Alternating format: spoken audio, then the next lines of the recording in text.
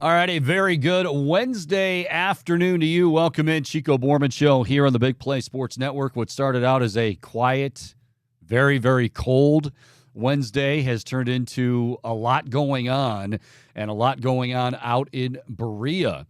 So we've got breaking news actually at the start from about a few hours ago.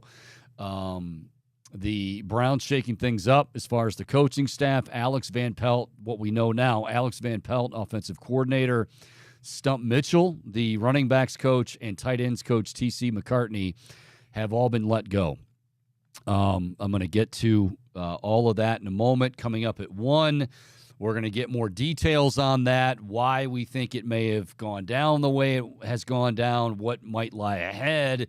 Dan Lobby, Cleveland.com, will join us coming up at 1. Coming up here in a little bit, in about 15 minutes or so, Eric Edholm, NFL.com and the NFL Network.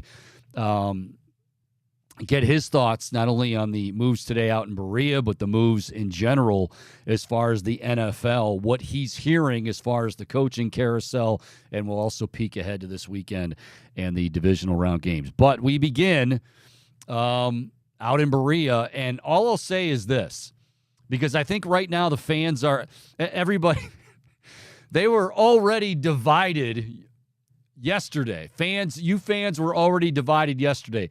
I mean, I was kind of shocked that, like me saying I think the Browns are in a good spot moving forward, that I was kind of shocked that everybody was like, it was pitchfork time. Like, I didn't think that was, I wasn't trying to instigate, I wasn't trying to stir the pot. Like, hey, it's good, right? A lot of years, no, they're not in a good spot. They're in a terrible spot. They're in a good spot. I still feel that way, by the way. But now, I mean, I've even seen some people this morning when this news broke talking about, well, Kevin Stefanski obviously is on the hot seat. He's not on the hot seat. He's not on the hot seat, guys. I mean, we'll talk to Dan at 1. I don't want to speak for him. I'll give my opinion, and my opinion is simply this, just my opinion. There is no way in hell that Kevin Stefanski is on the hot seat, nor is Andrew Berea on the hot seat. Now, with that said, I'm not going to sit here and tell you like, oh, yeah, I woke up and I kind of expected, some shakeup on the offensive side of the ball. I guess what I'm very curious to know, and we'll ask Dan at 1, is if these guys beat the Texans, does this happen? I mean, it wouldn't happen, obviously, with the season going on, but is this something that, in Kevin's mind, in Andrew Berry's mind, they needed to shake some things up or wanted to shake some things up? Because I know the offense, if we go back to Saturday's game, and I need to emphasize this, we don't know if today's events has anything to do with Saturday. And I'm sure some of you are going, well, what are you talking about, Chico? Of course it has something to do. It might, but we don't know that for sure. And if anything, you would think maybe there'd be, Jim Schwartz isn't going anywhere unless he decides he's going somewhere. Well, the secondary coach is beloved, and he's done a great job this year. So if anything was going to be a knee-jerk reaction from Saturday, you would think it would be on the defensive side of the ball.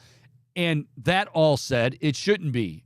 And I'm glad there's not a knee-jerk reaction. But I, for one, Alex Van Pelt, Stump Mitchell, and T.C. McCartney, I didn't see it coming. I don't think anybody saw it coming. And that's why I say I don't know if this is something in Kevin's mind that he's been thinking of for a little while. And make no mistake, these guys have been with him, certainly AVP and Stump. I don't think McCartney's been here since the beginning. He was with, I think, Denver as a quarterback's coach. I'll check on that. But these are, first of all three of those guys, and it is a close fraternity, but I can guarantee you AVP is a good friend of Kevin's. Stump Mitchell is a good friend of Kevin's. He doesn't want to do this. And no, I don't think this is a mandate coming from Jimmy Haslam. I hope I'm wrong on that. Like, if that starts to leak out, then I'm going to be a little concerned. But I don't think Jimmy Haslam, when you look at all that transpired this year, I can't believe that Jimmy Haslam would say, you know what? First thing on my agenda is I got to let Kevin Stefanski and Andrew Berry know there's got to be coaching changes on the offense. I mean, it just doesn't. For me, it doesn't add up. I'm going to take a different angle on this too, and unfortunately, it might piss off some of you guys because it's going to kind of relate to what I said yesterday. And when people said, well, how can you say they're in a good spot? They've got all kinds of questions about the cap. And what did we say? What did Nick Shook and I say? What have I been saying these are great problems to have. Now, by no means am I saying that AVP, Stump Mitchell, and TC McCartney being let go is oh, wow, hey, that's a good thing. Here's what I would tell you, though. Browns fans, you can't have it both ways. Like, you can't say, hey, I want Kevin Stefanski to be more of a hard-nosed type guy and more of a demanding guy and this or that. And, hey, there's a reason these guys were fired. I mean, it certainly was not one of those where, there's a personality. I wouldn't think. There's a personality clash. We don't get along. These are all, without speaking for Kevin, most likely dear friends of his. I mean, he didn't want to do this. I guarantee it. But, and listen closely, Kevin Stefanski knows and Andrew Berry knows that, hey, if we're going to be the best organization we can be, the best team we can be, then this needs to happen. Why? They'll explain that. Dan, as I said, is going to join us at 1. I do know Andrew Berry is going to talk tomorrow. A lot of this is still very much up in the air in terms of, how it all went down, and that's okay. But I guess my feeling is, and I don't expect this to be the majority opinion by any stretch, my feeling is I'm going to look at this like I did yesterday and like I have on this past season and looking ahead to next year. This is what good franchises do. It doesn't mean it's easy because good franchises, think of all the free agents, and I'm not saying the Browns, but through the years where guys have to go, a guy like Richard Seymour, who was below, Bill Belichick loved Richard Seymour, okay? At some point, you had to cut ties with some guys. That wasn't a personnel issue. It wasn't we think Richard Seymour sucks. We can't pay everybody. And you know what? We've got somebody behind him that we've got to move on from him. You can't let emotions and you can't let relationships get into those decisions. So all I would say, totally on the surface without knowing any of the details, and I need to clarify that. I know none of the details. Without knowing a lot of those details, I'm confident in saying this is just something that Kevin, while he didn't want to do it, he knew that he had to do it. And Andrew Berry, I have a feeling that he and Andrew Berry had talked about this or had some discussions. And like I said, if they're still playing and they're getting ready for the Ravens this weekend, no, we're not having the conversation about, hey, they all got, no, they'd wait till the end of the season if in fact it was something that they've been talking about. And that is just my opinion of it. Of course I'm surprised. I think many of us are surprised. But I've seen a lot on Twitter like, not Stump Mitchell. Okay, we all love Stump Mitchell. Alex Van Pelt kind of the same way. Stump is different, though. Stump was, and still is, he's just a real popular guy. He's beloved. He's done a great job here. But every coach, and we've heard this through the years about, hey, we're going to evaluate everything at the end of the season. How many times did you hear that? out of Berea and kind of roll your eyes. Like, yeah, okay, they're going to evaluate it. Well, they did evaluate. And they have been evaluating. A good evaluation isn't just happening on that day. It's been going on all year. And for some reason, reasons we don't know yet or haven't heard yet, Alex Van Pelt, Stump Mitchell, and T.C. McCartney have been let go.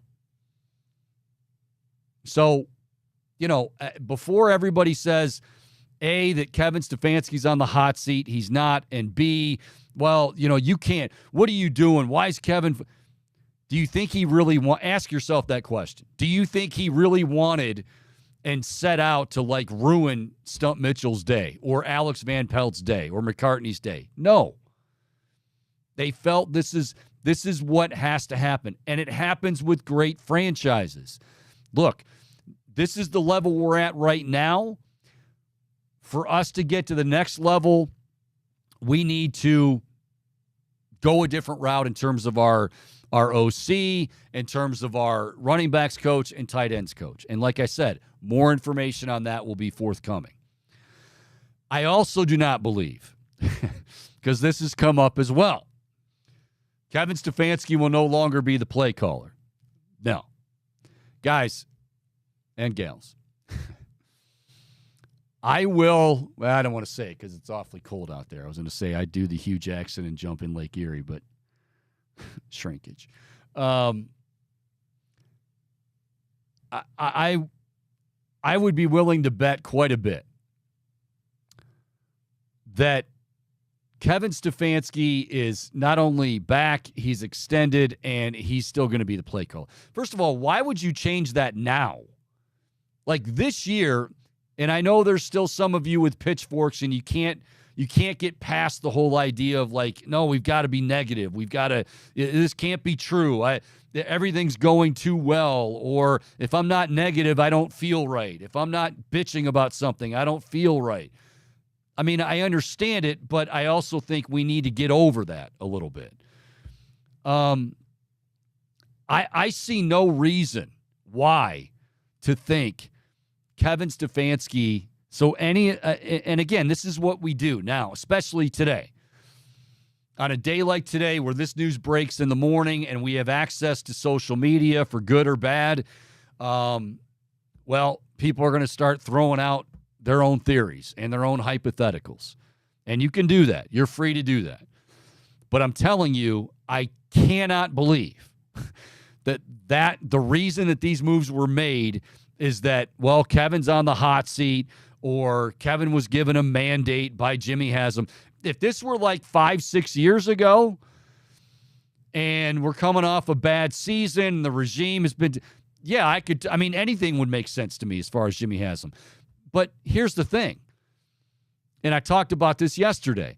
What did Jimmy and D, go back to Greenbrier, what did Jimmy and D really hit home with when everybody said, okay, what has to happen this year? This is a big year, and it was a big year. Had no idea all the injuries were coming, significant injuries. But what has to happen? And, is Kevin Stefanski on the hot seat? Is Andrew Berea on the hot seat? What's the number? And what did Jimmy Haslam say? He was very calm at Greenbrier. He said, folks, we have to remember Kevin Stefanski is 40 and Andrew Berea is 39. It might be reverse. I can't remember. But essentially what he said was these guys are very young. They are still learning on the job, and we're very pleased with the job they've done. Now, that was before this season, amidst all the adversity and injuries, before they went 11-6. So the idea that firings this morning out in Berea of AVP, Stump Mitchell, and T.C. McCartney somehow means that Kevin Stefanski's under fire. I know everybody's kind of, what the hell's going on? Oh my gosh. I think we'll find out why, but understand that good franchises do this. And not because Kevin Stefanski wanted to. Hell, Stump Mitchell is one of the most popular guys here in Cleveland, certainly on that coaching staff. But This is what good teams have to make hard decisions. Good teams have to make tough decisions, whether it's personnel or coaches. And as tough as it is, and not every organization can do this or has done this, you got to put relationships aside. And that's where I guarantee he loves Alex Van Pelt. He loves Stump Mitchell. But it's obviously something when they did the evaluation, okay, this is what we're going to do. All right, without further ado, I want to bring in our good buddy Eric Edholm. He is with NFL.com and the NFL Network, joins us. And, well, Eric, let me set this up. You've been with me as long as anyone. So been through the ups and downs and the good and there wasn't a whole lot of good, but really, really bad. I'm sure you can imagine where Browns fans, even when things are going good, like I said yesterday, the Browns, I think, are in a good spot. Not everybody, but there was a contingent of the fan base that was literally mad at me for saying that. They're not in a good spot.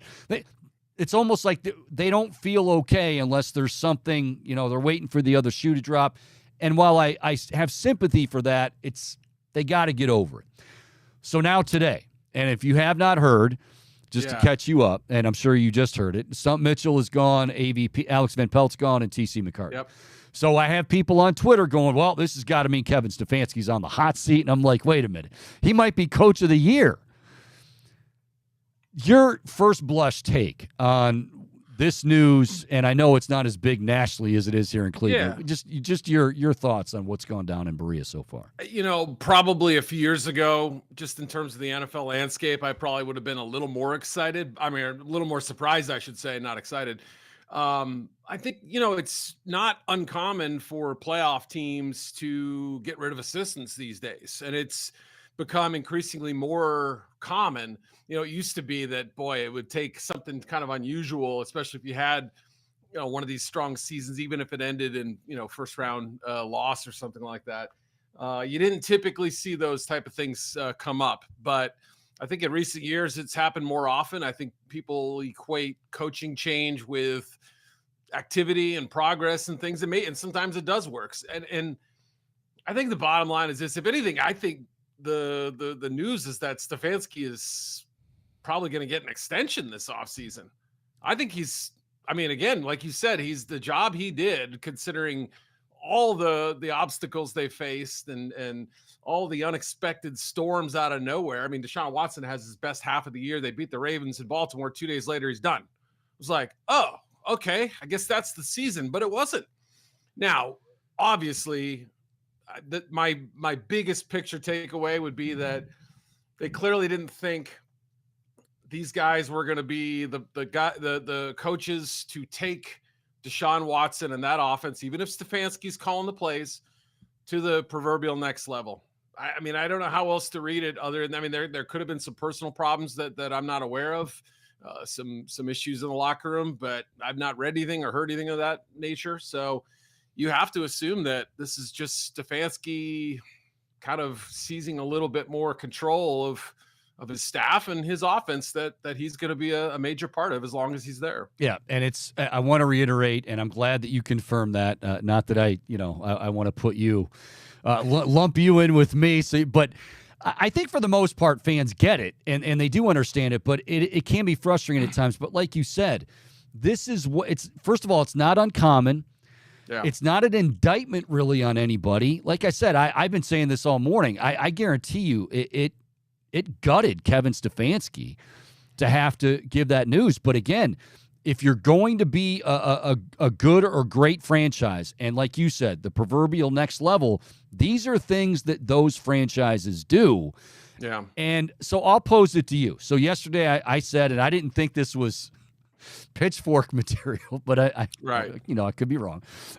Saying that the Browns were in a good spot. Yeah, every team has decisions to make. So I just got, no, they're not. It's like they want to be upset. Then I posted, Albert Breer had like a whole, he's like, yeah, of course they're in a good spot. And then they're like, well, what does Albert Breer know? What does Eric Edholm know? What do you think, Eric? I mean, you've been around. You've been doing this a long time like Albert. You're an objective source.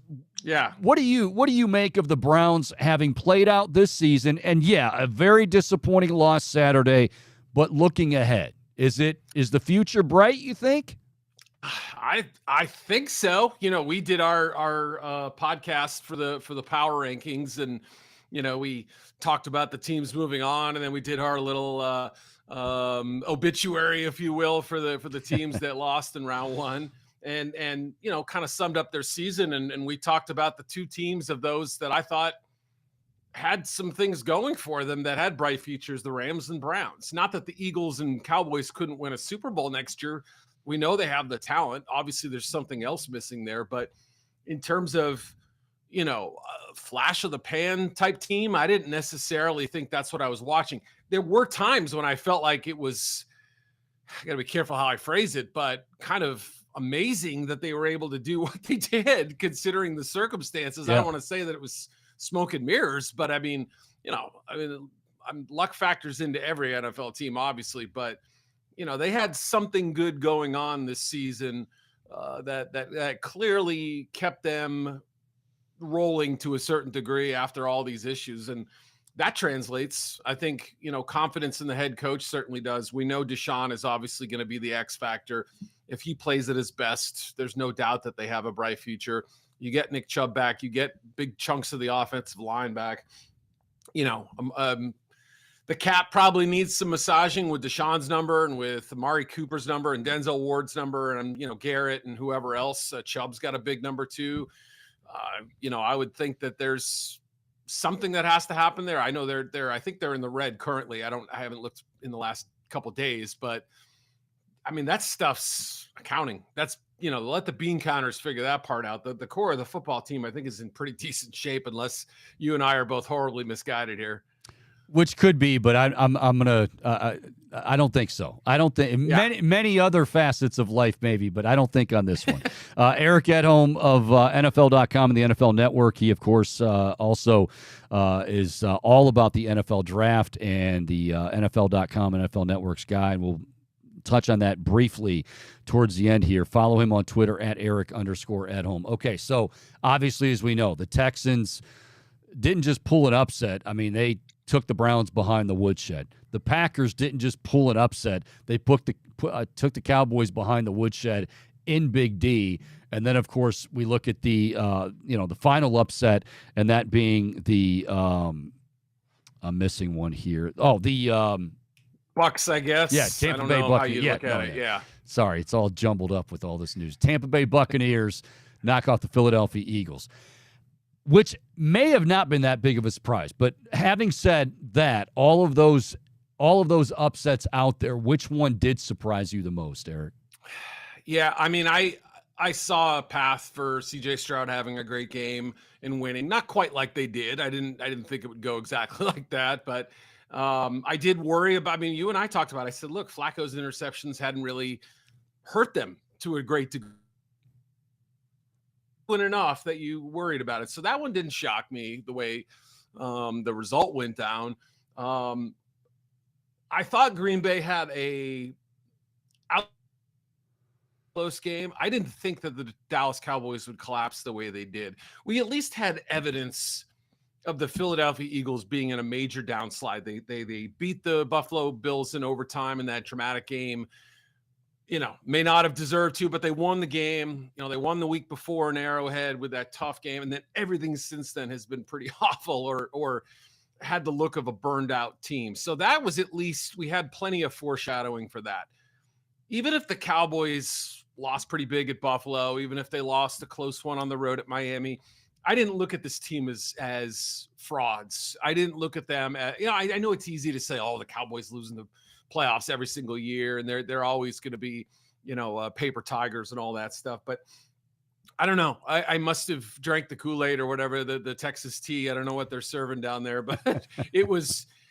I mean, I just didn't think Dan Quinn's defense would do a nosedive the way they did. And in that game, they were bad. Touchdowns in 6 out of 7 possessions.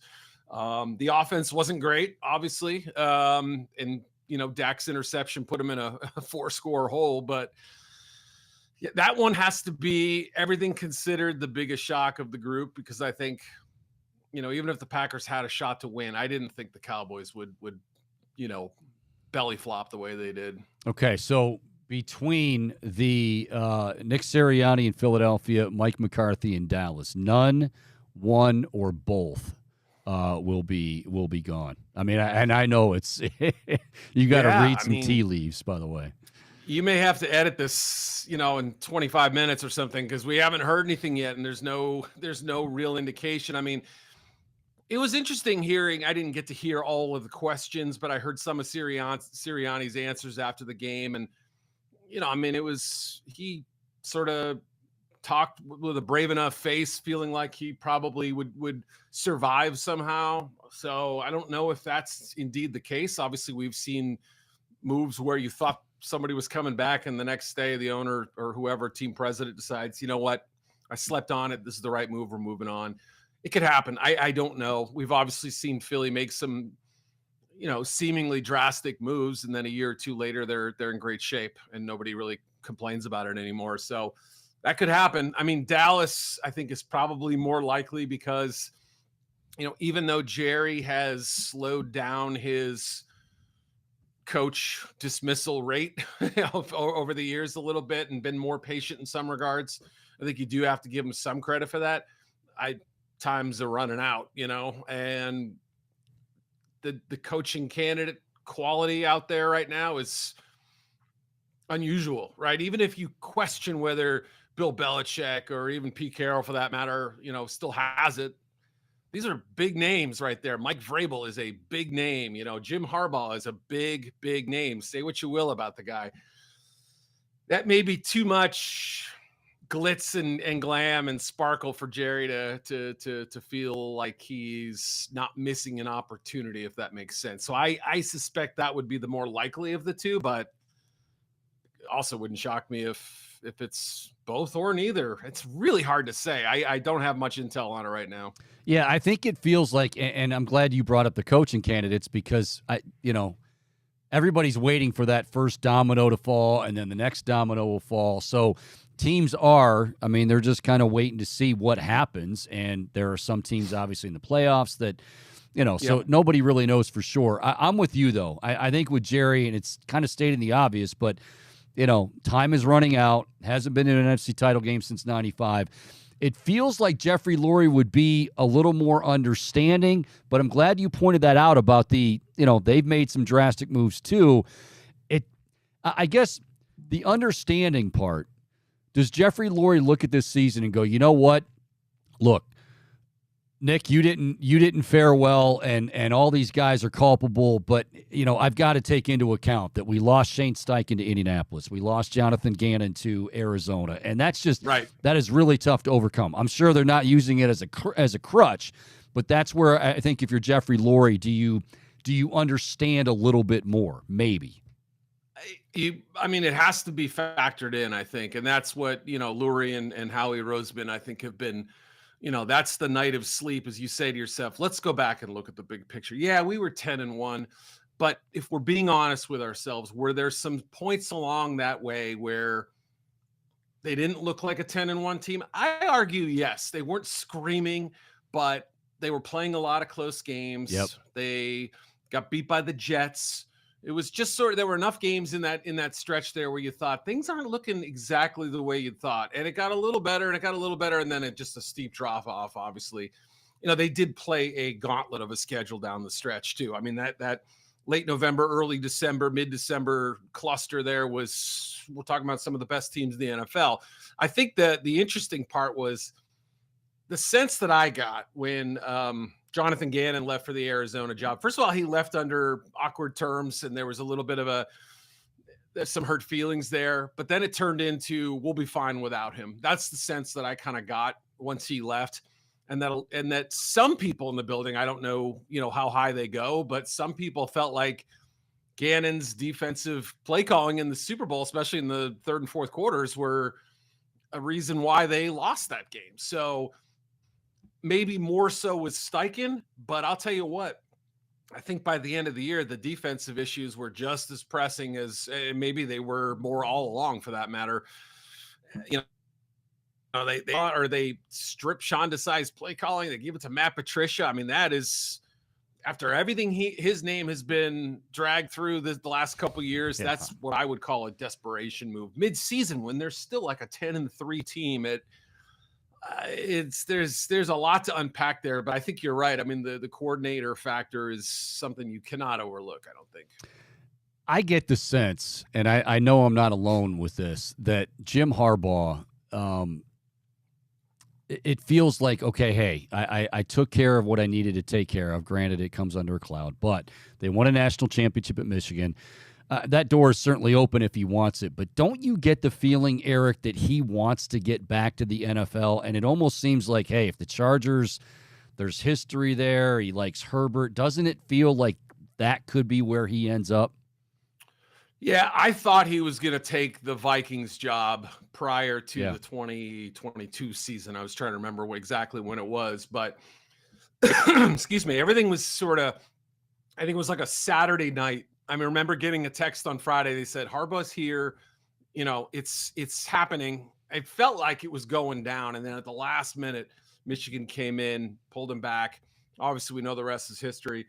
So it's not like he hasn't already done that dance a little bit with the league. And, you know, Jim's a hard guy to read, right? He's obviously people have kind of tried to dissect him and figure out his motives. And, you know, he's an interesting, different cat. But this feels like what you just said. It was like the ultimate mic drop.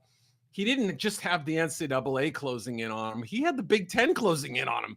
You know, he had his issues with people in the Michigan administration. There was, you know, there were people kind of coming at him from all sides. And I think he felt like as much as I wanted to move on from the NFL at one point, the grass maybe looks a little greener now, having gone through this you know, sort of murderer's row of a season. I mean, it was, you know, from May until winning a national championship, that dude was in the spotlight. So it's not like he'll be less so, but if he goes to a team like, let's say the Chargers, it'll be a big story up through camp. And then, you know, we'll wait to see if they're good or not. I'm just, again, this is theoretically, or Atlanta where he interviewed.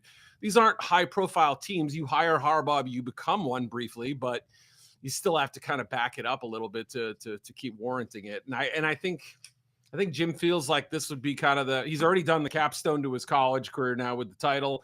And now he can kind of finish business and go win a Super Bowl, you know, in the NFL.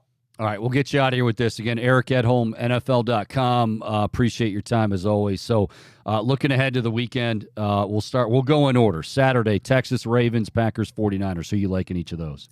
Yeah, I think the Texans will go in there unafraid, you know, house money up to their ears. They got nothing to lose. They've already played him once. They know how to defend Lamar. They actually did a pretty good job on him in week one. You go back and look. I mean, Lamar looked a little frustrated. Now, granted, the offense hadn't really kind of taken shape yet. I still think Baltimore wins, and I think probably the final score ends up being fairly comfortable. But I think Stroud will test them for 2 or 3 quarters and kind of put them on their heels a little bit. And, you know, it's not going to be 2019, I suspect, where they get sort of shocked by the Titans in the divisional round after looking like the best team in football, at least for one stretch of the season that year.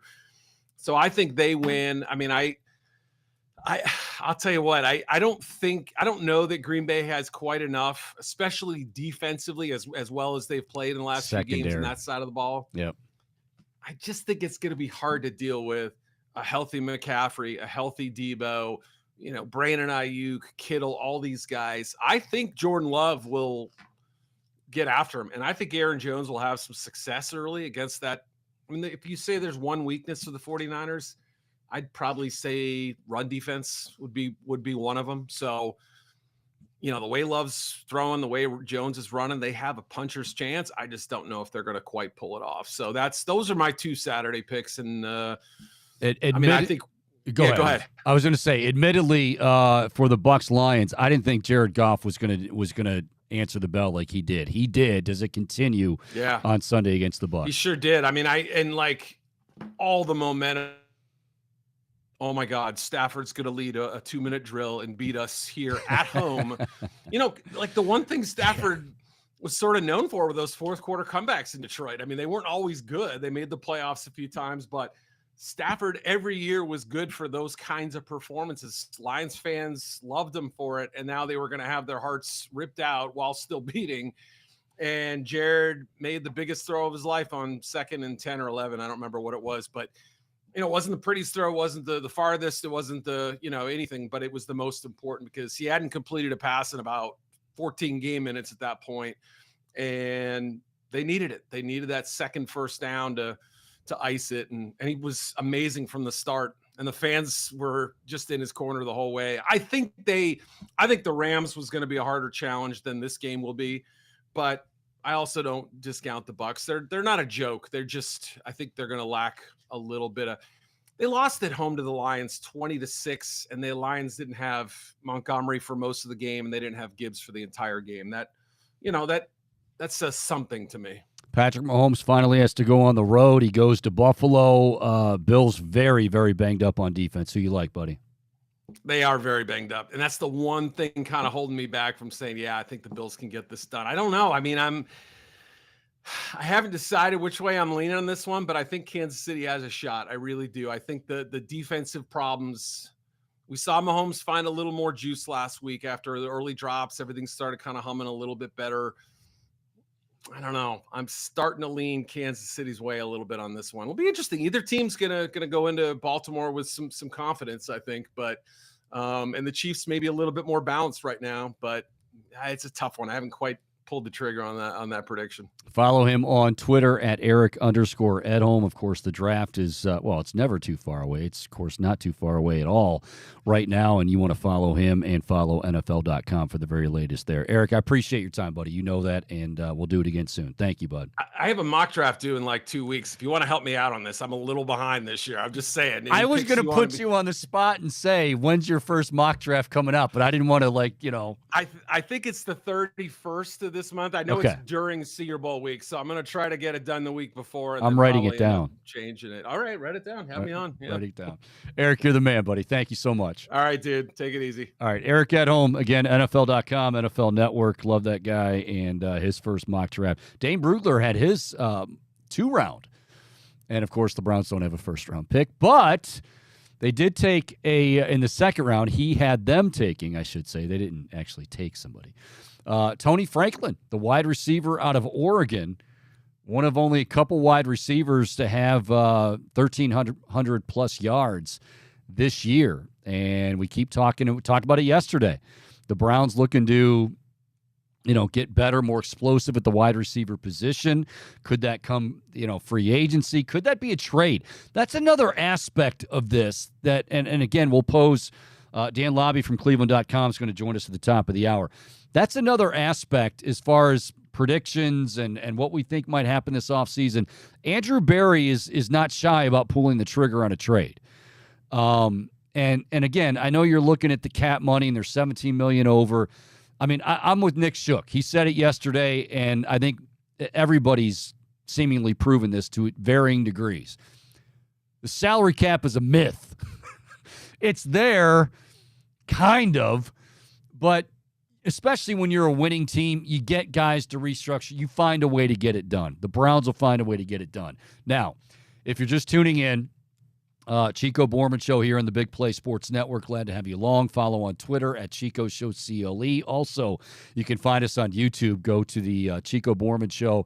If you're not a subscriber already, if you are, thank you. But if you're not, hit that subscribe button. You'll be all set to go. The Browns shaking some things up this morning out in Berea. Alex Van Pelt, offensive coordinator, Stump Mitchell, running backs coach, T.C. McCartney, tight ends coach, have all been let go. And as I would expect, as I'm sure many of you and some of you chimed in on this, there is varying reaction, but nothing should surprise me anymore. But I was a little bit surprised that a few of you have put out there that this means that Kevin Stefanski's on the hot seat. That one you're going to have to explain to me. No. He's not. He's not even close to being on the hot seat. Unless something happened, unless he, something a personal thing happen, if this is just football related, there's no way in hell he's on the hot seat. He's got an extension coming very shortly. What this is, I think, and it's gut-wrenching for Kevin, it's gut-wrenching for Andrew Berry. I said it before, we'll say it again, and I'm sure we're going to hear as much from those guys when they do speak. You don't want to do that. AVP's been with him since he got here. Stump Mitchell's been with him since he got here. Those are two guys that are not just good coaches and great coaches and did a great job here, but are very good friends of his. But this is where, again, good problems, good teams, these are things that you run into. You're 4-12, you're 0-16, does it really matter right now? Until you get some talent, does it really matter if you keep this guy on board, that guy? Now, again, there was so much dysfunction with the coaching staff and the free agencies of the past, front offices of the past, that, you had to do something in that regard.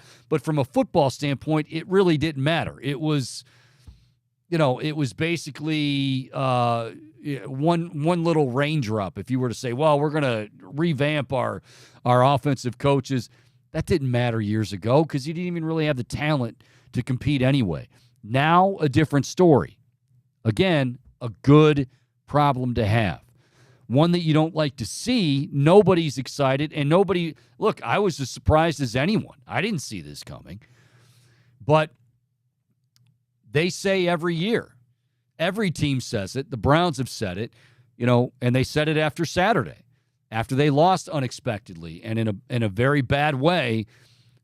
Our evaluations are, have already begun. And you're doing evaluations all throughout the year. This isn't something where they just woke up on Sunday morning and Kevin said, oh, my God, I can't believe, all right, well, I'm going to start. Heads are going to roll. No. This is what can take us to the proverbial next level. And who will take us to that next level? Well, okay, as much as I love these guys, I think maybe we've got to go a different direction. The other thing, some of you have hinted that this means Kevin's going to give up play calling. Why after this year would that happen? Like, of all the years that he would suddenly wake up and go, you know what, maybe this play calling thing isn't my gig. It would have been long before this season. And after this season, he has more confidence, and he should have more confidence, even for some of you, not many of you, but some of you naysayers. And yeah, there's some. I saw that this morning too. I mean, I don't know. I know this fan base has been through a lot, and I know it's, but one, it's okay to feel good. Two, it's okay to, not feel like that big bombs. Oh my gosh, Kevin Stefanski's going to get fired. Well, I want Kevin Stefanski. No, you don't want Kevin Stefanski to get fired, and he's not going to get fired. He's going to get an extension. Do you know how stupid? I mean, we talk about Browns things over the years. Do you know what would be the most Brownsian thing? We have breaking news on the same day that Kevin Stefanski was awarded a contract or was awarded the Coach of the Year. He was terminated by the Cleveland Browns. Updates at 11. No. They have a pretty good idea of what they're doing there.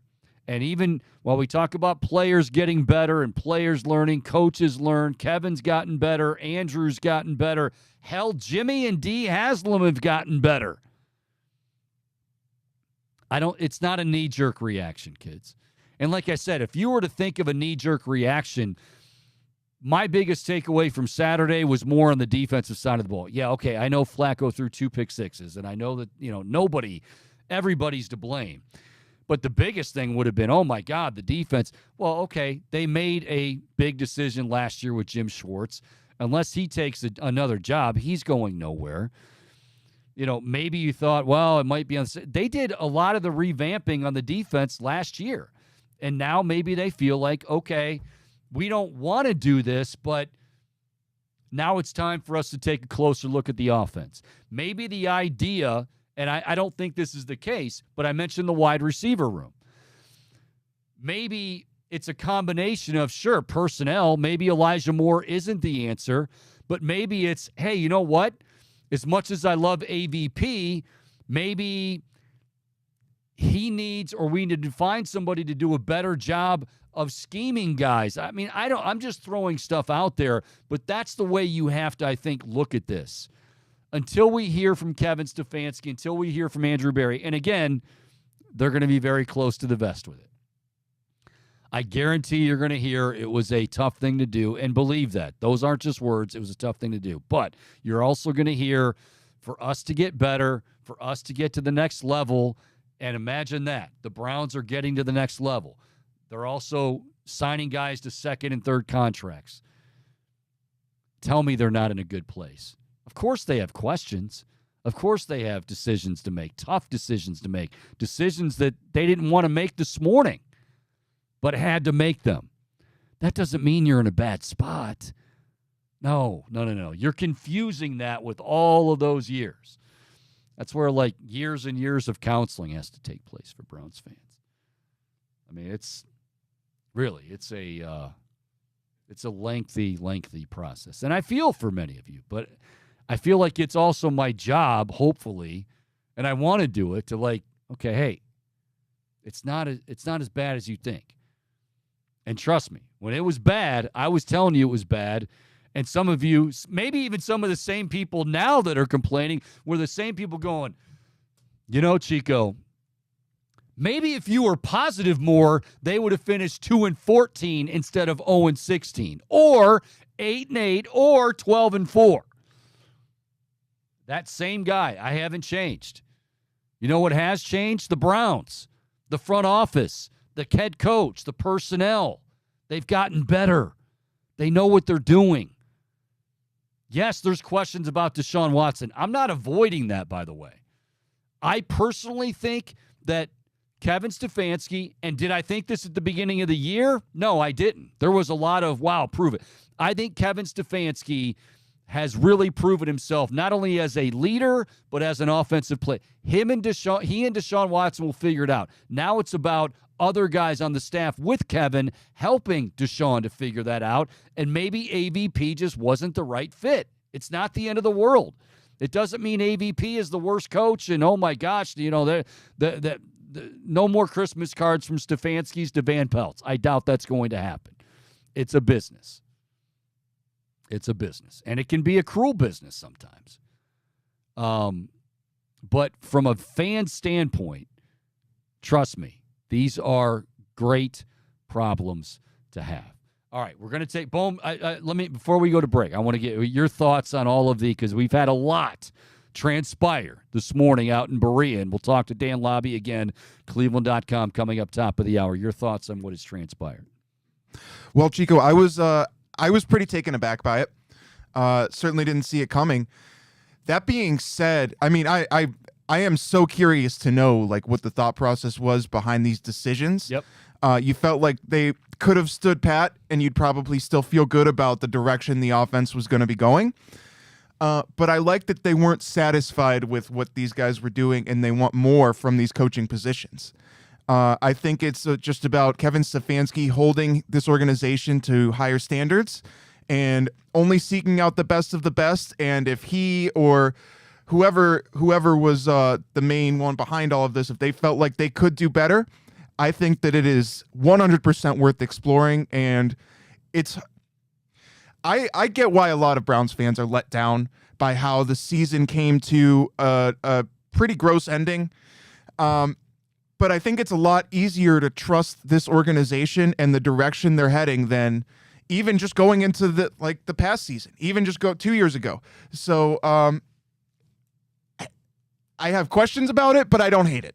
Folks, you may never totally trust the organization. And you know what? Maybe there's no fan anywhere in the country, because that's part of being a fan, that totally just, oh, yeah, 100%.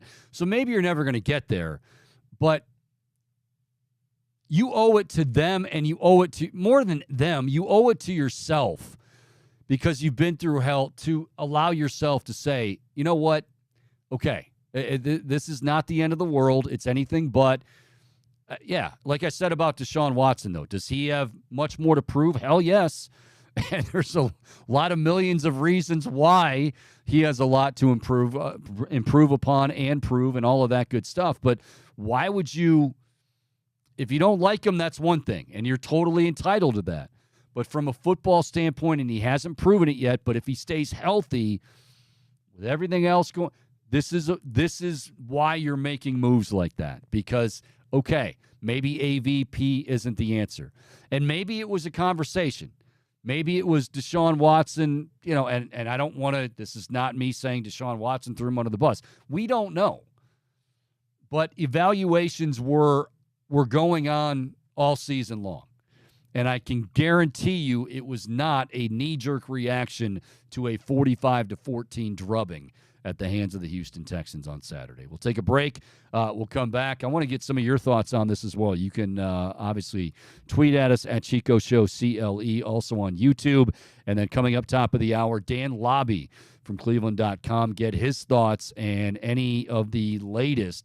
Can we glean something from why all of this happened rather than just speculate? We'll talk to Dan here in a bit. Chico Borman Show, more to come right here on the Big Play Sports Network.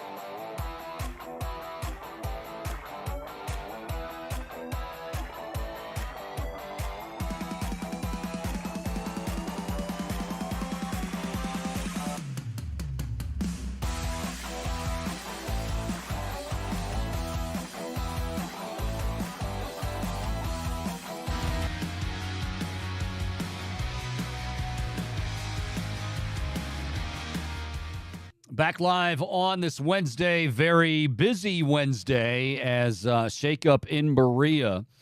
Alex Van Pelt, Stump Mitchell, T.C. McCartney out on the Browns offensive staff. I'm reading a lot of this, and I expected this. I mean, one of the most popular coaches, not just on this staff, but any staff, has been Stump Mitchell.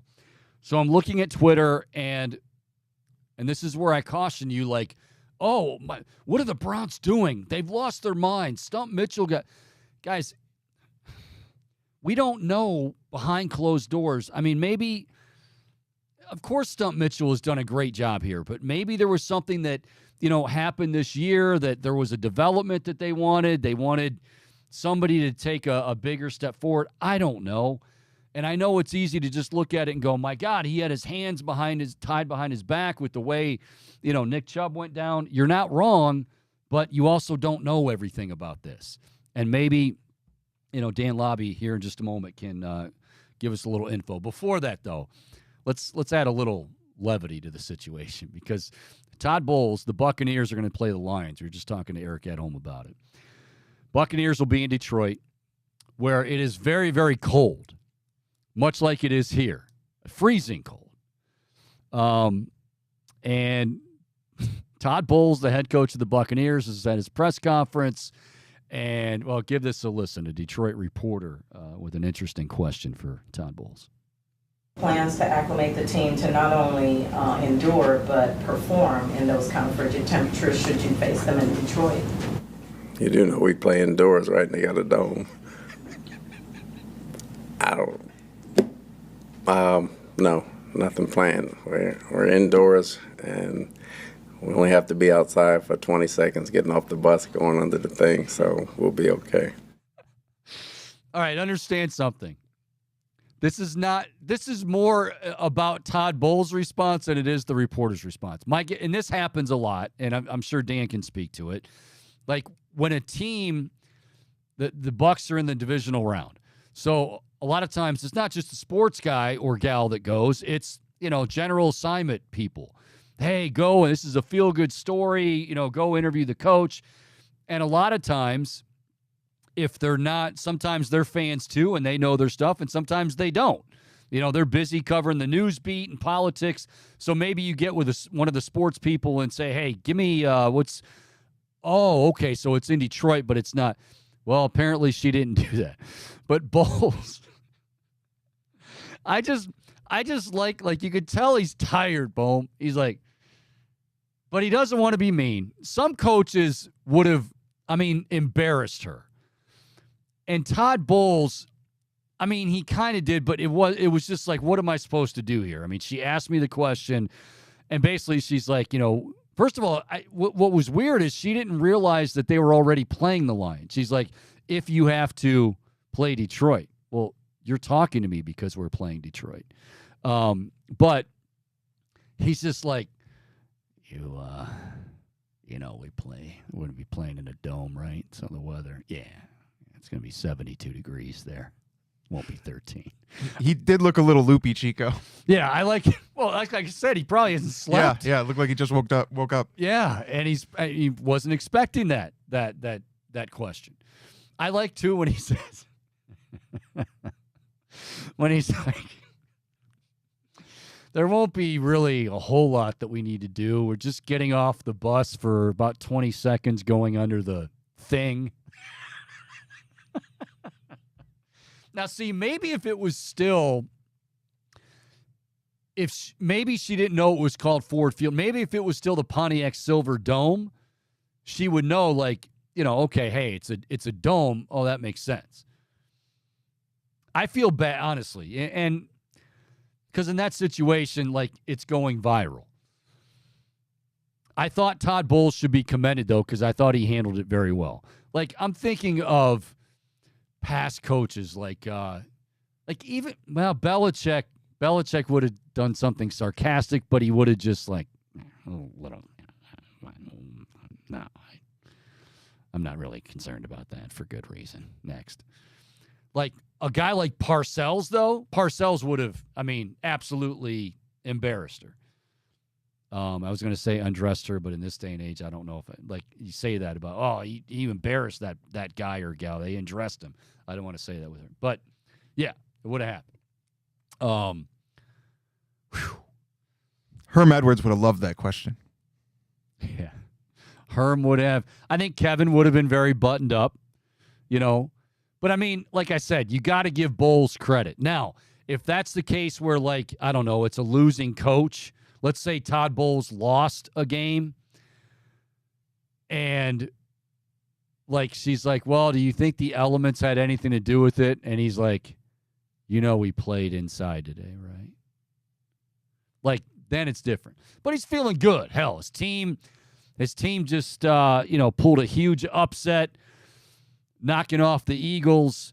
And he's basically, he's in a good mood. He's tired, but he's in a good mood. But I can assure you this. We've all been embarrassed to some degree. I've asked and will ask, probably in this interview coming up, plenty of dumb questions. But my guess is, let's bring in Dan Lobby right now, Cleveland.com and the Cleveland Plain Dealer. Yes, we're going to get to the shakeup in Berea and the season ender on Saturday. But I was talking about, and not to make fun of the reporter, but pointing out the question, the Detroit reporter who asked Todd Bowles about the acclimating his team to the conditions and, Bowles. I thought he handled it pretty well, Dan. But sometimes in those cases, you'll send, because it's a feel-good story, like even the general assignment, person goes, and that guy or girl, and they're not really up to speed with maybe what's been going on all season, and they're not. We've all had it. I was just saying, I've asked dumb question after dumb question after dumb question. I'm sure you've had moments like that. You really kind of feel for her, though, because this one obviously is going viral. I do, because, and you know what? Now you're the main character on the internet for that day. Yeah. And it's really tough. And you're right. We have no idea, like, if she was just, some, like you said, general assignment reporter that got sent there at the last minute, or, whatever it was. Who knows? Maybe even somebody told her to ask that question if that was the case, and they didn't do their job. But I have certainly been there where I've asked dumb questions, or I've started to ask a question and I've gotten lost trying to get to my point. And, you have a player or a coach kind of look at you like, what's going on here? So, nowadays you make a mistake like that, it's live, it's blasted out for everyone to hear. So yeah, I don't envy that person today. I have an example of that being put up to a question, and you can appreciate this. So I still consider him a friend. Daryl Ryder, when I was at the Fan. So I guess Daryl thought I was kind of, and that's okay. I was kind of new. Daryl didn't really know me that well. And Scooby Wright, the where this is going, the linebacker out of Arizona. So Daryl is just like, he will not let this go. And I kind of laughed. He's like, Chico, you got to ask him about his brother Shaggy. Like, no, he really, like, he does have a brother Shaggy. And I'm like, okay, thanks, Daryl. After like the third time, I'm like, Daryl, how dumb do you? I'm not as dumb as I look. Daryl's like, damn, I thought you were going to go for that. So there are people that would do something like that at the expense of another. I hope that wasn't the case there, because you're right. It can be very embarrassing. But you could probably see Daryl, trying to do that to me.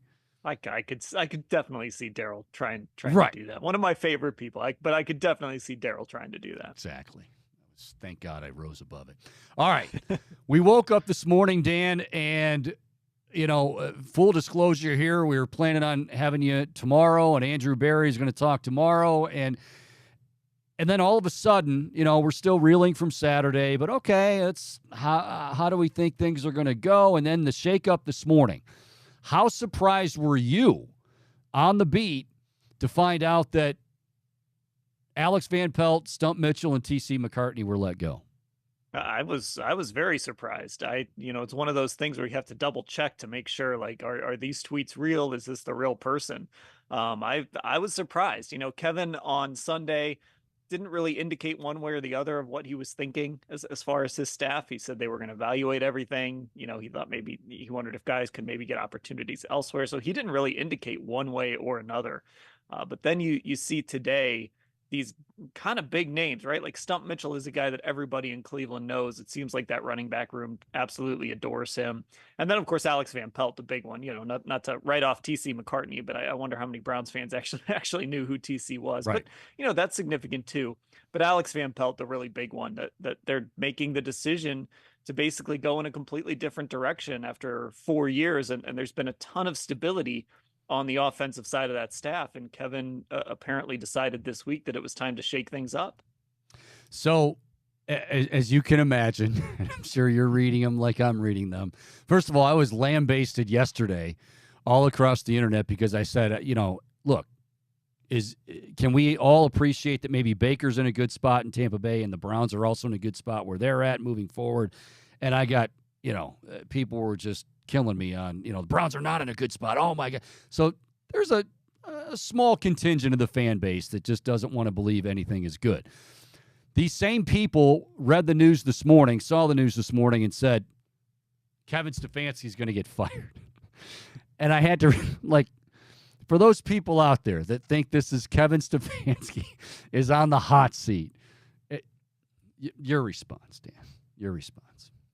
Yeah, I mean, look, I thought coming into this season, there were certainly some questions about Kevin, but after what he did and to hear the Haslams and Andrew, the way they talk about Kevin, even before what happened this season and the way he guided this team through everything that they went through this year, I don't see a world where Kevin Stefanski can go 11-6 and, obviously an embarrassing loss in the wild card round. Nobody's running from that, but go 11-6, make the playoffs and then get fired. I don't think that was a scenario in play at all. And I think he answered, at least for me personally, he answered a ton of questions. I think he answered a ton of questions for other people as well. I think this is just a case of Kevin trying to shake things up, and he knows that this is an important season with Deshaun Watson coming back. You need to tailor this offense to really fit with Deshaun Watson. And the other thing you can't do in the NFL is get stale. And maybe Kevin just looked at things and said, and I don't know this for sure, but maybe he looked at things and said, look, we've maximized what we could with this staff over 4 years, and now we've got to bring in some fresh ideas, some fresh minds, and try and take this to the next level, because there's no guarantees year to year. Just because you won 11-6 and you're going to be healthy next year doesn't mean you're getting back there. The NFL changes constantly. And I think this is Kevin maybe trying to make sure that this team doesn't get stale and spin its wheels. And Dan, we've had these conversations really even in the last few weeks when we talk about, oh man, they got destroyed by Houston on Saturday, but well, they were in the postseason and well, the future looks bright. This, I think, falls under the category of, I don't want to say good. I got to watch my words. Problems that or situations that good franchises face where, let's face it, you've seen it, I've seen it, where some good teams, the head coach says, well, that's my guy.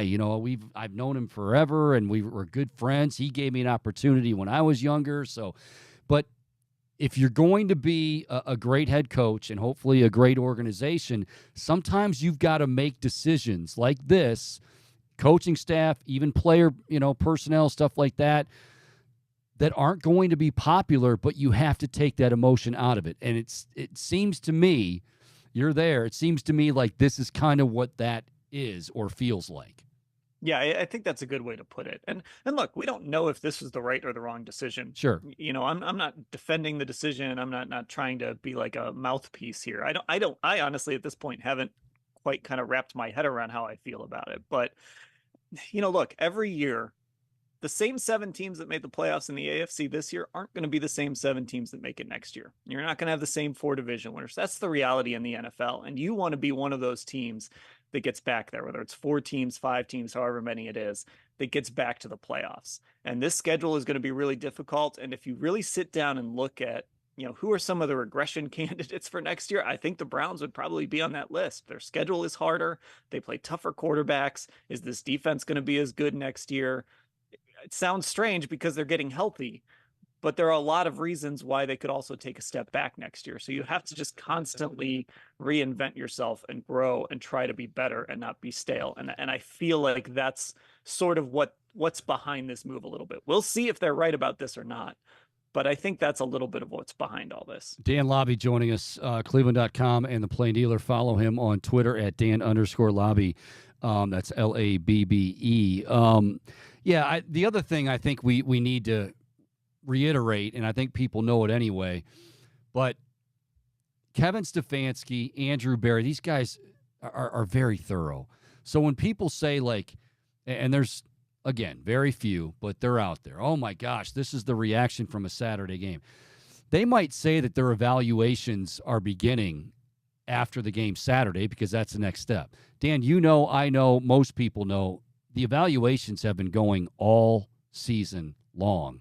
I don't want to say it didn't have anything to do with it because, again, you don't want to put words in anyone's mouth.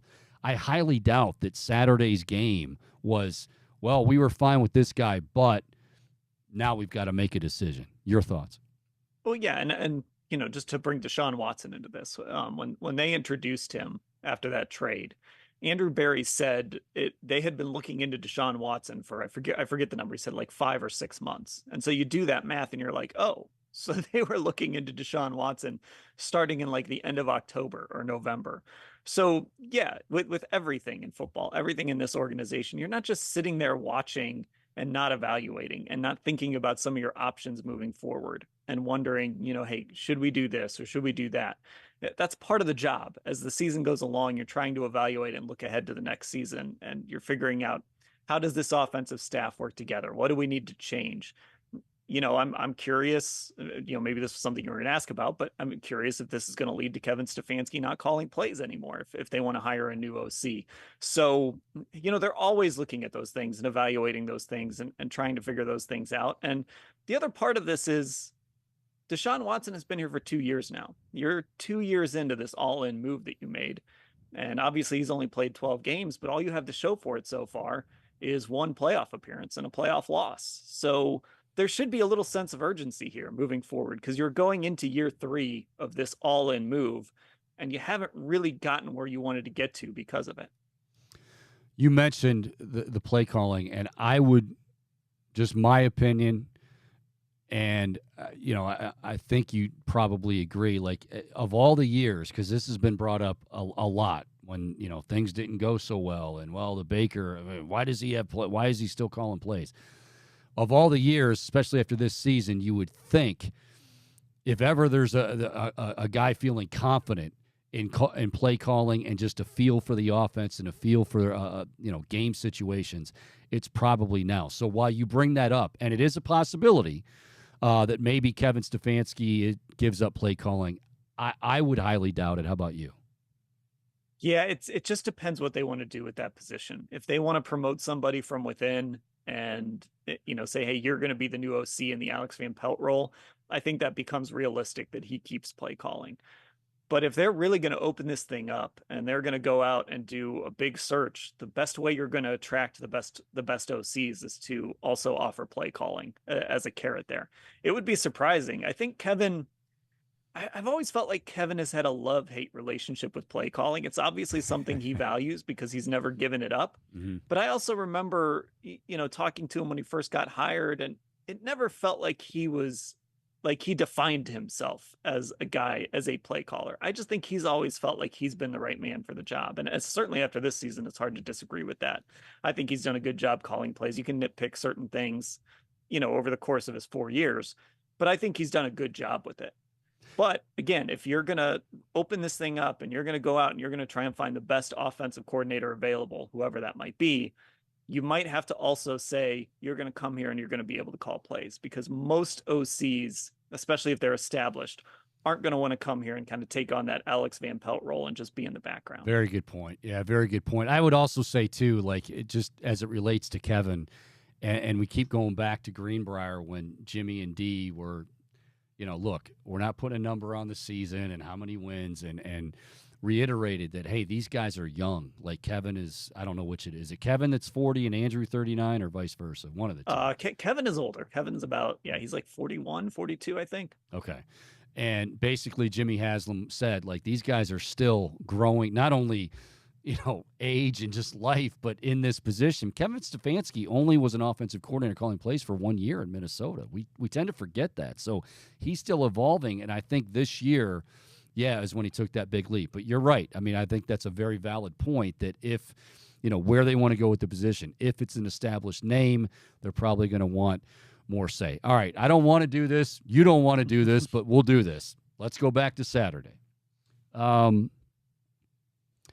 We talked before that game. What did you absolutely not see playing out that did play out on Saturday afternoon?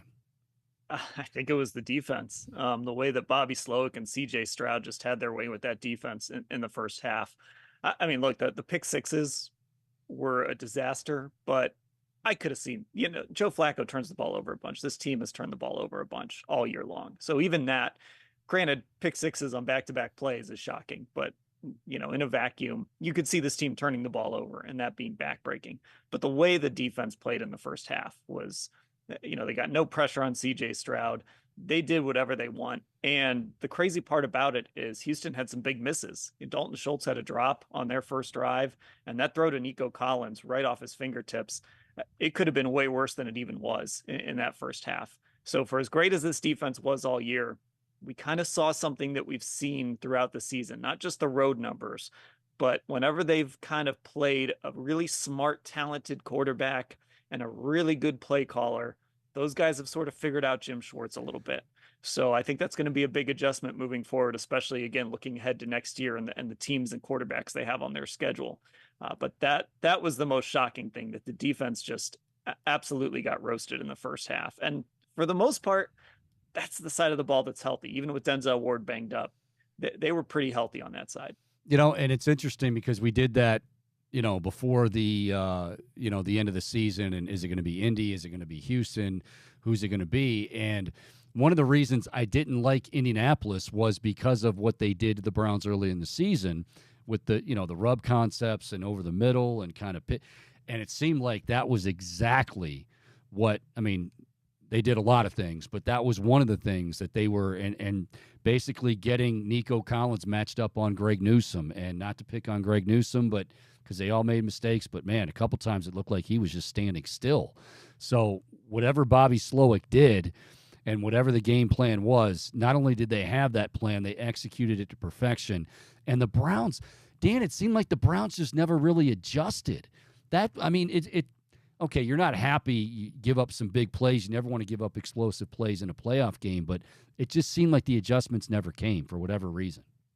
Yeah, and Jim Schwartz is a guy who's always said, we're going to do what we do. And that's been his mantra. And, that works a lot of times. But there's just going to be certain, not every offense can do what the Texans did, right? Because not everybody has CJ Stroud, who is all of a sudden ascending into this, top 10 might be playing it safe when you kind of start ranking him in the quarterback lists. But when you play teams like that, you do have to be able to make those adjustments. And it's, I was getting emails and texts like, man, this defense looks slow. And that's one thing this defense is slow. So it's just so incredible how Houston was able to do that. And you're right. I feel like this was a game where Jim Schwartz's philosophies and his approach just got used against him. When we talk about the offense, and this is even before, obviously, the shakeup on the offensive side of the ball, and I don't know if there's any correlation, but one of the things that has come out over the last 24, 48 hours as far as, okay, hey, what do you think?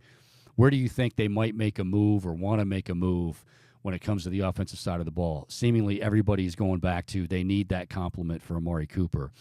And fair to bring up Elijah Moore. I guess my counterpoint to that was I'm not disagreeing with that, but at the same time, how much of that was on Elijah Moore not living up to the potential, and God knows we heard about it in training camp, and how much was, hey, there was 4 or 5, if you want to count Driscoll, different quarterbacks, and he just never really seemed to get on page. It seems like a fascinating topic that I'm not sure I know what the answer is right now. Well, I'm going to play both sides on this. Okay, good. I think this is one of those two things can be true at once situations. I do think the quarterback situation hurt, right? Especially when you got PJ Walker and Dorian Thompson-Robinson out there. The quarterback situation hurt. And when Joe Flacco took over, we did see Elijah Moore get a little bit more involved and a little more active. That said, I think maybe what we were seeing in the preseason, I think we kind of fell for the hype a little bit. I think there's a role for Elijah Moore. I think too. He's an NFL receiver, and there's some place for him on this roster. Is it as the number 2 receiver? That's where it would get a little iffy for me. But I think you use him in the slot, you get him the ball in different ways, you use his ability to create separation. I think there's a role for Elijah Moore. So I still would like to see them go out and add another legitimate receiver, another big target on the outside. And then you can kind of put Elijah Moore in a role that's perfect for him, and everything can kind of fall into place from there. And pure speculation here. Obviously, we hear that there's $17 million over the cap or whatever it is, and I think Shook said it yesterday with me. The salary cap is a myth. Yeah, they got to do some finagling and whatever, but they will. it feels like there could be, like, it, to take your example, and it's a good one, about, if they do decide to go out and look at a wide receiver, you say, well, there's some free agent guys available, but also Andrew Berry's not going to be shy, and he'll leave no stone unturned as far as a trade. And I feel like, that could possibly be on the table as well, as far as that position. Yeah, and when you look at how Andrew Berry has operated, he loves kind of stockpiling those day 3 picks and holding on to those 5ths, those 6ths, those 7ths. And a big reason for that is, look at what happened when Amari Cooper became available. They were able to take a 5th round pick, flip that to Dallas, and get him. Zadarius Smith is another example, right? That's a guy that Minnesota didn't want to pay anymore. So he uses some of those late picks to go get a guy like that. So I really think, as much as we might talk about T. Higgins or some of these other free agents, and I wouldn't rule anything out, you've always got to keep an eye on that trade market, because Andrew loves those day 3 picks for a reason. And it's as soon as somebody gets to a point where, hey, we don't want to pay this guy anymore, we're going in a different direction, this guy's available, okay, well, here's a 4th, here's a 5th, whatever it's going to take to get this guy, and you end up with an Amari Cooper or a Zadarius Smith, a really great value. So real quick, just to wrap up with everything with today's events and a lot going on, Andrew Berry is going to speak tomorrow, correct? And is that we think we don't have a time set. So and that's that has nothing to do with the moves today. I should point that out. Okay. They just haven't given us a set time. There was some thinking it would be tomorrow, but they just have not given us a set time yet. So that is still to be determined, and it's sort of been like that all week. So do we think we might hear, is there a possibility you might hear from, like, Kevin as well? And who knows? Who knows who else maybe tomorrow? Is everything kind of open? I suppose there's a possibility, but I would be surprised. I think we'll just hear, Andrew has to do a season-ending press conference for us. I think that's probably all we'll end up getting. We might not hear from Kevin again until I suppose if they make a hire between now and then, it would happen. But we might not actually hear from Kevin again until the combine. Well, Dan, certainly appreciate the time. Let me just say this, though. I mean, as much as I praise your work, please pass along to Mary Kay and Ashley how disappointed. Orange and Brown Talk, big fan of the podcast. 3 predictions for the Browns off season, and none of you had Alex Van Pelt, Stump Mitchell, and T.C. McCartney getting fired. I mean, if you would have just picked up the phone. I had my crystal ball. I was waiting to tell you guys. That was my first thought today. I'm like, we put out this podcast with 3 predictions, and none of us put this out there. It was a shame. We could have been victory lapping all day. And if you had, I'd be I would kidnap all 3 of you or whoever did it, and we'd be heading to Vegas right now. So it's probably I think you get a pass on that one. Dan, we appreciate the time, buddy. Great work as always, and look forward to hearing from the powers that be, and we'll certainly track you down as needed. Thank you so much, bud. All right, thanks a lot. Appreciate it. All right, Dan Lobby, Cleveland.com, and the Plain Dealer. And again, he reiterated. I think we've been saying it. Yeah, it's big news. Of course, nobody woke up this morning and said, "Oh my gosh, Alex Van Pelt, yeah, I can see him going," and Stump Mitchell.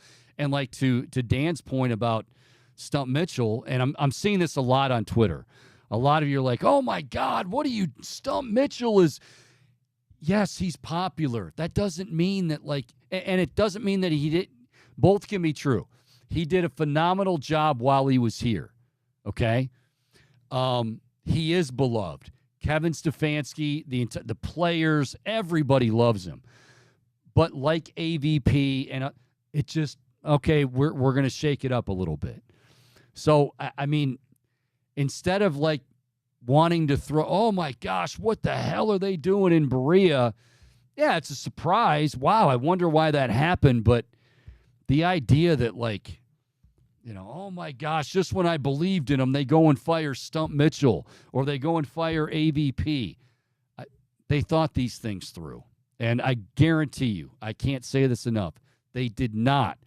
Kevin, especially, did not want to give that news to any of those 3 guys.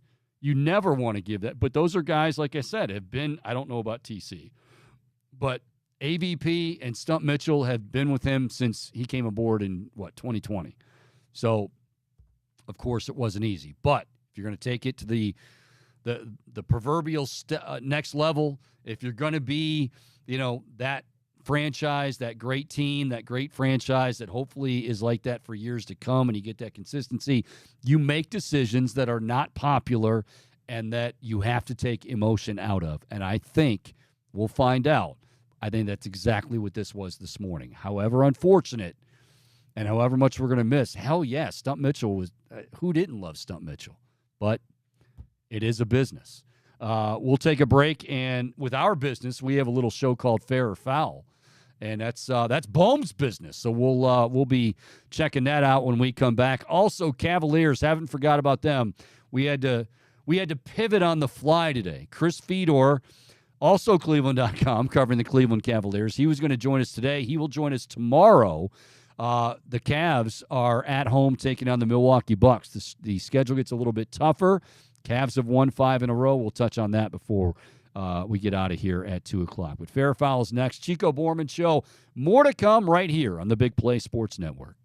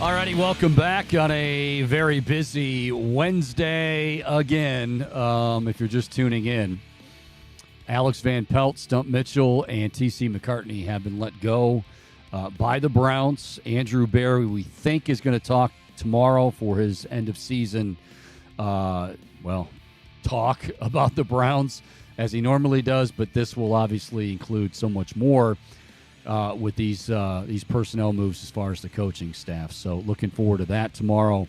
It's a tough one because, you like those guys. Certainly Stump was as popular as it gets, but reiterate, good problems to have or problems that good teams face and have to make difficult decisions like that. All right, without further ado, it is time for a little fair foul.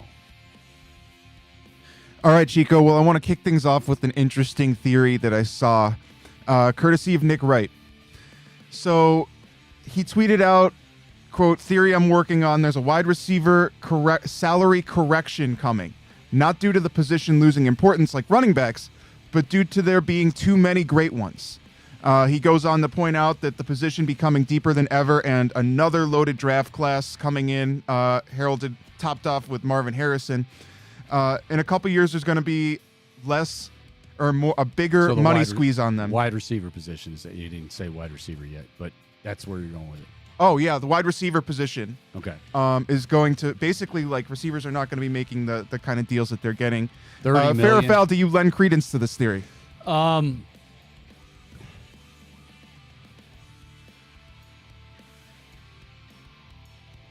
going to say fair, but here's the thing. Like, okay, we know quarterbacks are always going to be the top dog, obviously. But, And Hanford Dixon. well, good pull there, Boom. Yeah, our buddy Hanford, one of my favorites growing up. Quarterbacks are always going to be the guy, the glory boy, and the money, all of that, if you're a great one. But I guess you can look at it and say, like, these guys, if these guys are going to be as good as they can be, well, they have to be paired with great wideouts as well. Now, of course, there's going to be, well, no, you can make this guy better. Okay, yeah, but, you want to be able to get one of those elite guys or close to elite guys. That said, though, this is kind of like the Hall of Fame argument for me. Like, and just go with me a little bit here. Like, the Hall of Fame numbers now are just not, 1,000-yard seasons don't mean anything. 1,500, okay, now you're starting to get a little bit of run. 1,500 years ago was huge. 1,000 was huge. If you had, 80 receptions, 70 receptions, wow. Now it's like, oh, you had 100. Well, I mean, hell, they're throwing the ball a lot, and there's 17 games. It is an interesting theory. I'm going to go fair that I like where he's going with it, but I'm going to go foul. I don't think it's going to happen because I don't think the players' union is going to allow it to happen. I think it sounds good, again, in theory, in his theory, but I don't think no way the Players Association is going to go for that. It's hard to imagine the first receiver, that first domino to fall, a guy that takes less money than the highest paid receiver despite maybe being worthy of, because you see that pattern every year, right? Like the numbers keep being one-upped, higher contracts, bigger money being doled out. I can't imagine that first wide receiver saying, okay, I'll take less money than the highest paid even though I deserve it. And here's the other thing, and this is, I'm glad you brought this up. It is a very, very interesting and good theory, but like, it's not even just the top dollar. Like, now all of a sudden, if you look at, if $30 million, which that's what it is now, like Tyreek Hill is $30 million, right? And he's arguably the best wide receiver in football. Well, now it's not really so much about the top end, it's your mediocre guys. Well, that guy's a possession receiver. Those are key, don't get me wrong. But, hey, I mean, if he's getting 30, okay, I'm not going to get 30, but I'm worth 20. No, not really. I mean, that's where it's really gotten out of hand. But, yeah, it's the day and age. And Dane Brugler in his mock draft for today for The Athletic, he had 5 receivers going in the first round, but not even like just 5. Like, it was Harrison, it was Neighbors from LSU, it was who was the next one? Roma Dunze from Washington. They were going, I think they went like 3, 4, and 6. So, yeah, that's a really, really interesting theory on his part. Yeah, I think ultimately, like, a lot also depends on the direction of the salary cap because that's another area that keeps increasing. And so as long as that keeps going up, I have to imagine that receivers will continue to get paid. But it's a great thought.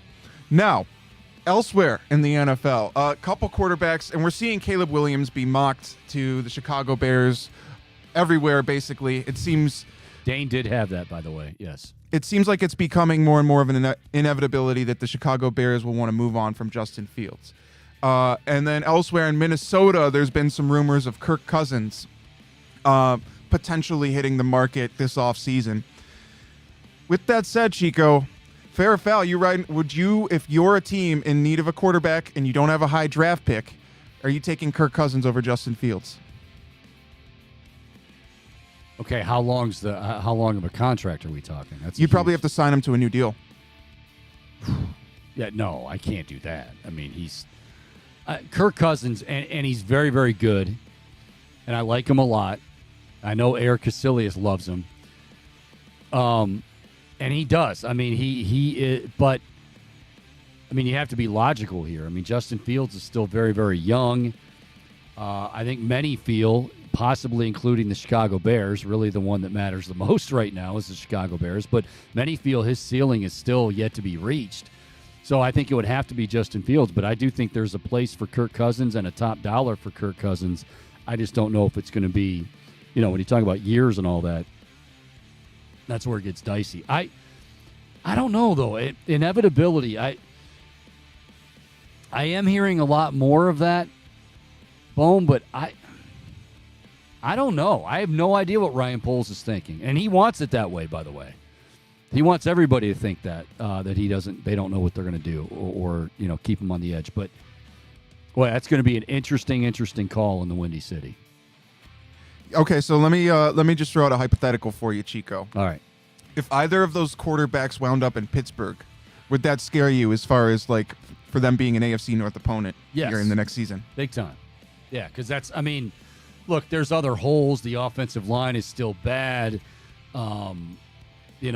The defense when they have everybody healthy, they're pretty darn good. But they're still, but the big one, the glaring one, and I love Steeler fans trying to act like it's not there, like it doesn't exist. Sorry, we've been there, done that. We know when it's a big deal, and if you're trying to convince yourself in Pittsburgh, in your dirty, oily, smelly starter coats from like 2001, that Mason Rudolph can be the guy, you're out of your mind. I mean, the idea that they're even thinking about, Mason Rudolph or Kenny Pickett, like, oh my gosh, what? So, yeah, absolutely. That would be a huge upgrade for them.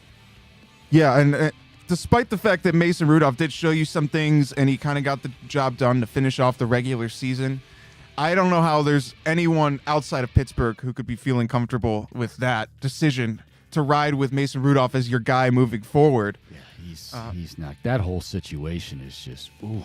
Yeah.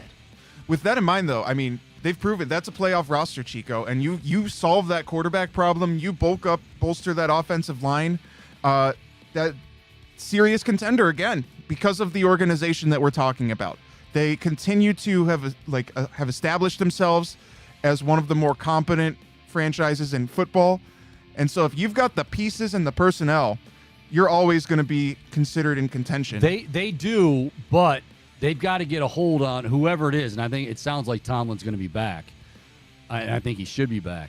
But they do have to get on par with this drama because that does affect you. Like you can say, that hasn't had anything. It has had something to do with it. And hell, we've seen it in Cleveland. So in addition to, you've got to bolster the offensive line. And I agree with you. There's some parts of that team that are, playoff caliber. But I'm just not going to dismiss, certainly not coming from a Cleveland perspective, I'm not going to dismiss the idea of all this dysfunction and pointing of fingers as not that big of a deal. It's a huge deal that they got to get their heads around. Well, over to college ball now, Chico. I saw this headline. It's like, oh, interesting. Okay. Interesting, Bums. So we, throughout the course of this college football season, particularly early in the year, we spent a lot of time talking about prime time. Deion Sanders coaching as the new head coach in Colorado. So I saw that Deion gave his blessing to his sons, Shiloh and Shadur Sanders, to miss the first team meeting of the year so they could walk in Paris Fashion Week. Fair or foul, do you like this move from a college head coach to allow your players to miss the first team meeting of the season to march in a fashion show? Or strut the runway. Okay, here's how I'm going to answer this. And this is interesting because you mentioned Dion. Our buddy Brett Booney just had him on the podcast, and he sent me a few clips. So maybe we can play those. I got to check that out before we're out of here. But he sent me a few clips that we can use, he said.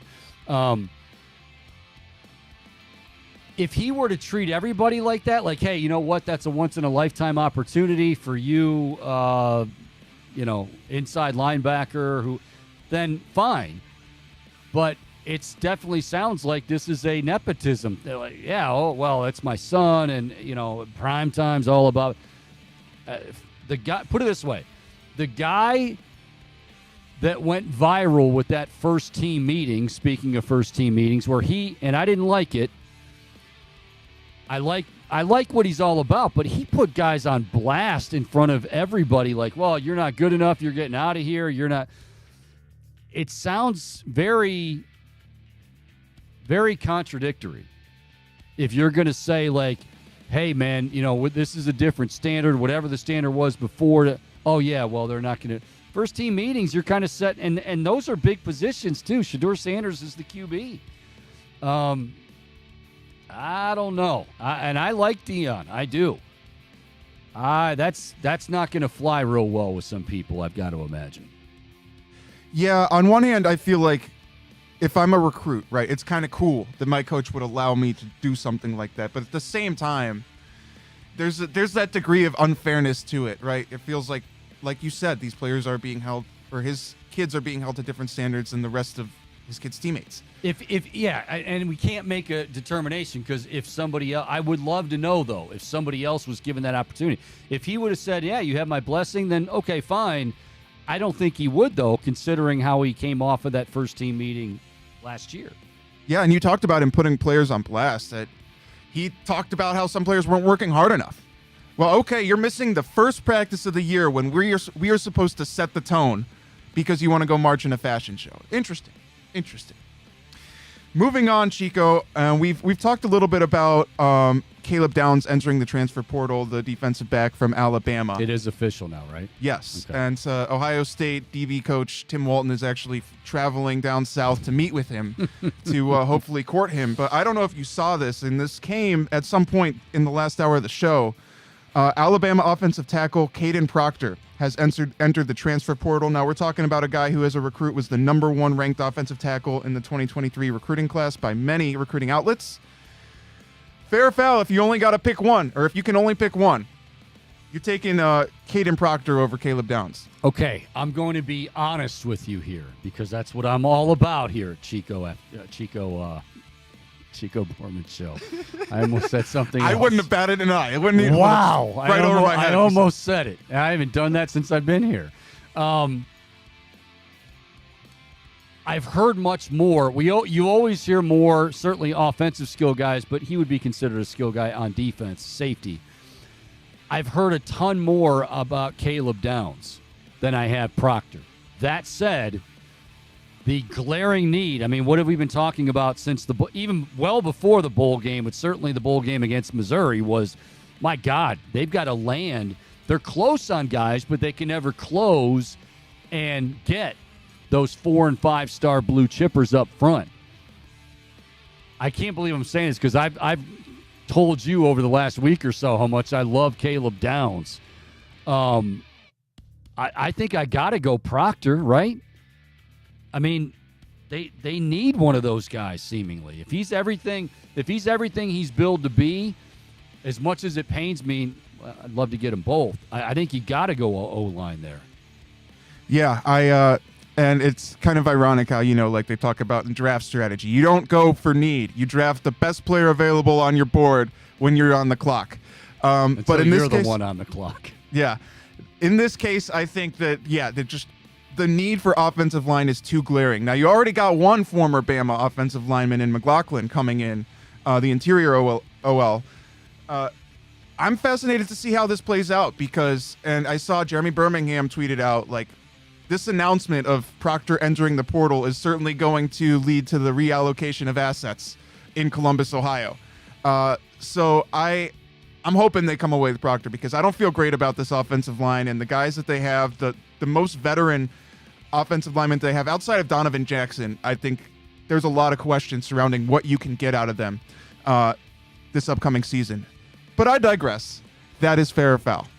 Well, you never digress. You're always I try to, but I struggle. It's okay. It's all right, buddy. That is fair or foul. Good stuff there, Bohm. Good stuff today. All right, Cavs are at home tonight against the Milwaukee Bucks. Giannis and company, and Dame Lillard, of course, had the big game winner the other night. They've had their issues though. Cavaliers have won 5 straight. Yes, I know for all you haters out there. Yes, I realize the competition they haven't been against great teams, and now they go through a stretch. I think 4 out of the next 5 are against winning clubs, including tonight, and they go on the road after tonight. It's like everything else. It's like, my opinion on the Browns from yesterday. I'm excited to see these guys, and against better competition. Jared Allen was talking about this, and Fedor will join us tomorrow, but he wrote a great column about how, they've been shooting the ball a lot lately. They kind of had to, change gears with the injuries to Garland and Mobley, but defense is still at their core. And Jared Allen was saying that the one thing people don't realize is because they had forget about the injuries to Mobley and Garland, injuries to start the year, it was a new defensive concept, even though JB's, always had that as his core. They had a new philosophy, and he said it's just now kicking in. And Jared Allen said it took a while, but now guys truly understand what they have to do. Chris will explain it in more detail tomorrow for us, but, don't sell these guys out just yet. And I know you got to see a lot more, but everybody's so worried about Donovan Mitchell and where he's going to end up, and he doesn't want to be.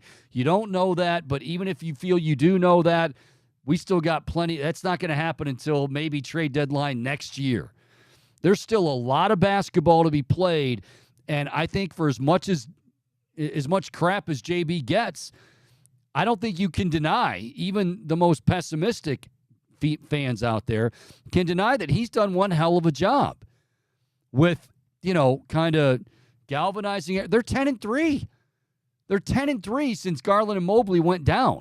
We're not talking about, a fringe starter and the 7th man off the bench, 8th man off the bench. We're talking about 2 stars that have been out and will continue to be out. Now, Garland, we got a good update there. He's already started good, activity and because he couldn't really do much with that wire in his mouth and with his jaw because of heart rate and whatnot. So he's starting to feel better. Evan Mobley's starting to feel better. Now, the big question, and I agree with you people, how is that when they come back, can you still keep seemingly you say, well, of course you're going to only get better. Yeah, they should. How much of a transition is that going to be? Will it be much of one? All I can tell you is, yes, I know that the competition hasn't been great. Yes, I know that, there have been some bumps along the way, but you absolutely cannot say that J.B. Bickerstaff has not done a pretty damn good job here during this stretch. And we'll see, tonight against Milwaukee, and Chris Fedor, again, will join us coming up on tomorrow's show. Also on tomorrow's show, Carrington Harrison, our good buddy, was 6'10" out in KC. Patrick Mahomes, we were going to get him for today, but it worked out well with the Browns news. He does the weekly show with Patrick Mahomes, so we'll hear what Mahomes had to say. His first road playoff game in his career, with the exception of the Super Bowl. That's amazing to me. And there's a lot of talk about, well, did Kansas City find something? I'm not necessarily sold. Maybe my buddy C-Dot from 610 in Kansas City can convince me of that tomorrow. We'll take a quick break only because Bohm, well, I'll tell you what. We'll do it tomorrow. I mentioned the clips from Dion, our buddy Booney. He never takes a day off, that Booney. Now, he's got one hell of a crew with him. But Booney, Deion Sanders, former teammate, and he had a chance to have him on the podcast. Check that out at the Brett Boone podcast. But he sent us some clips, very interesting clips from Deion on his podcast, which will air on tomorrow's show. as well. So, again, a lot of stuff going on today. And, yeah, it broke about 8 in the morning. Nobody saw it coming. I mean, nobody saw it coming. I don't care if you're on the beat and you're there every damn day, most of the damn day, every day. Nobody saw it coming. Alex Van Pelt fired, Stump Mitchell fired, and T.C. McCartney fired. Yeah, I know it sucks, just from a human standpoint, and because, certainly a guy like Stump Mitchell, nothing against AVP or even T.C. McCartney, but Stump Mitchell was very popular. But these look at the positive side, and there is a positive side. This is what good franchises have to do. This is Kevin Stefanski taking that next step. A lot of coaches, certainly young coaches, like would he, if in the same situation, Kevin Stefanski, his second year, would he have been willing to make this move? Probably not. Now you say, well, he didn't have enough of a sample size, but it's just the idea of having to tell friends, hey, you know what? But it's all about, for him and Andrew Berry, taking the organization and this team to the next level. And it sucks for those guys, but I think there's some good takeaways in this, and hopefully we hear from Andrew Berry tomorrow. And I read something, I forget where I saw this, but I thought it was an interesting point, and, put however much stock into it, what you will.